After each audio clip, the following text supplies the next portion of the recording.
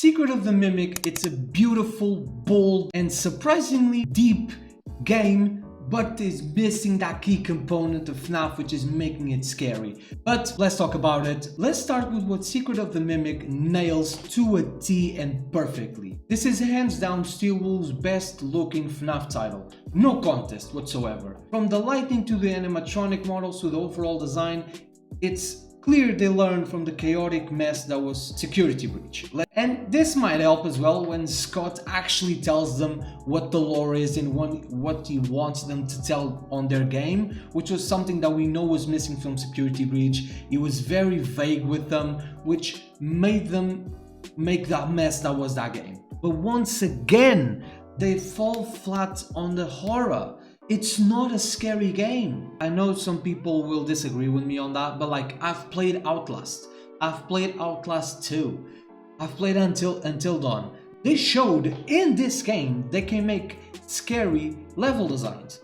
Like the Tiger Rock section and the Moon section, it actually makes you uneasy because everything is dark. You have to follow a certain path, and it's eerie. It was a good step.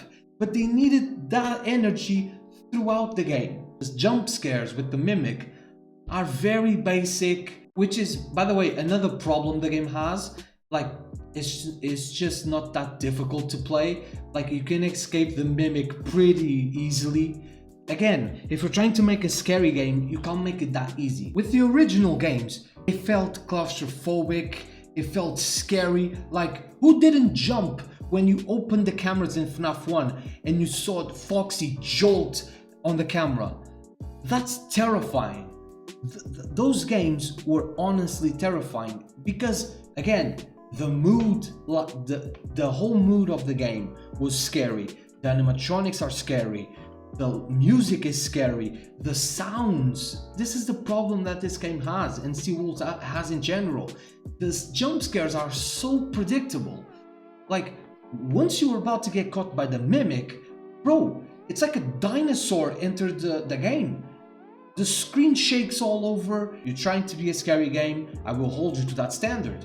The only time it made me flinch was the Tiger Rock section, because again, it's very well designed. What they make really well on that section is if you turn a corner, the tiger appears right there and you have to jolt to the other direction, otherwise you lose. The game is overly bright. I've played on default brightness. It was way too bright for a scary game. And it's frustrating to me as a horror game fan because I was literally here playing the game, yeah? And I finished the Tiger Rock section and I'm literally like, just do this! Just do this more often. I just needed this.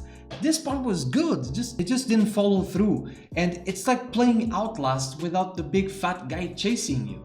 If you played Security Breach and Ruin and you're going to play Secret of the Mimic, you almost have to remember yourself that it's the same company, because the leaps they took were amazing. And credit to the team, they did a phenomenal job with Secret of the Mimic. I have nothing against the team. Secret of the Mimic is objectively a good game.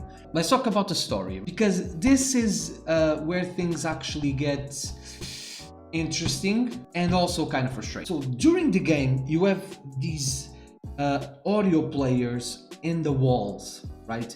And you will get lore pieces here and there. You get the earlier versions of Helpy, Mrs. Helper and Mr.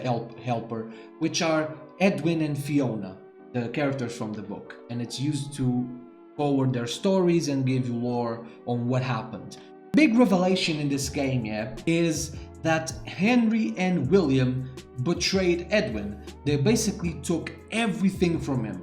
The designs, they took Chica from him. This is the game where we learned Edwin made Chica, and Chica's party world was an actual location until Henry and William took everything from him. They robbed him. You follow Edwin on this path as he finds out that's actually happening. His dad left the company to Edwin. As Henry and William are asking and demanding more things and more things and more things, he cannot comply with them anymore. He's overwhelmed and he's starting to neglect his wife, his kid. Stress starts to take a toll on him, and that's when he beats the Mimic endoskeleton, and that's what turns him to evil, because he sees, he's a mimic, he's in the name, he's gonna mimic what he sees, and he sees Edwin just beat this endoskeleton to a pulp. It's very intriguing. All of a sudden, you're like, oh, this guy from FNAF 6, Henry, it's not the saint that he seems to be. After FNAF 6, everybody's like, oh, Henry is the good guy that after killed his daughter because he was mad that it wasn't him, that Henry was more successful than him, just destroyed his business because of how selfish and egotistical William was, and a murderer, of course. In this game, we find out he was a close friend of Edwin's because Edwin calls him Hen, and there's even a piece of content from William Afton in the game because you get these mail things, and there's an email from William Afton. Once you find out that Edwin managed to bring his wife and his son back to life with the mimic skeletons, it's FNAF. It's literally the early stages of Remnant, and probably, most likely, is where William find out what Remnant was here with Edwin. I didn't feel connected to the character in any way, maybe because I didn't read the book, so I don't have the preemptive connection to the character. This is another problem I have with Secret of the Mimic. This is a FNAF problem I'm starting to see a pattern on, which is using a character as your main marketing source, and for that character to be completely underutilized and just an afterthought. Like we had that in Sister Location with Baby. The marketing was all about Baby, and then you don't see her the whole game until one of the final nights when it's just the shell and the voice. The same thing happens with Jackie. I'm gonna tell you right now, Jackie is a complete afterthought.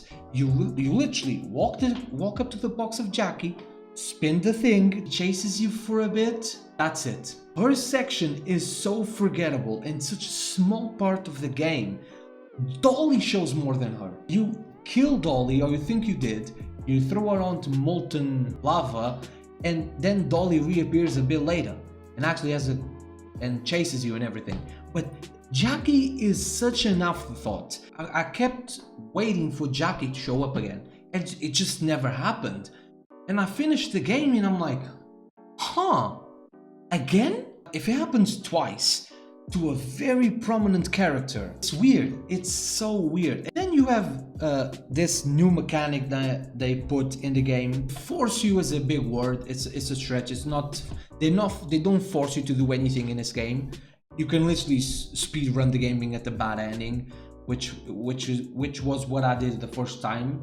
I just speed run it to the bad ending, then replayed the rest. The collectibles that you find throughout the game, you get to use them in this thing called moon.exe, which is basically a program. You find a bow tie in real life, then you put it in a machine. You find a bow tie in a statue, which was Edwin's statue. You take the bow tie, and then you have to fix a Freddy mask in later on the moon.exe. And that's basically telling the story of Moon and Eclipse, which is a prominent thing that Steel likes for some reason. Sun and Moon were a very big character in Security Breach and in Ruin. Together they form Eclipse. So then you have the parallel between Moon is Edwin, if I'm not mistaken, and then you have a Sun, which is Fiona. And you're playing in that moon.exe as David, the Edwin's kid, that was very cool. That was actually very, very cool. But then you have the lore implications of this game, and I'm not going to sugarcoat it.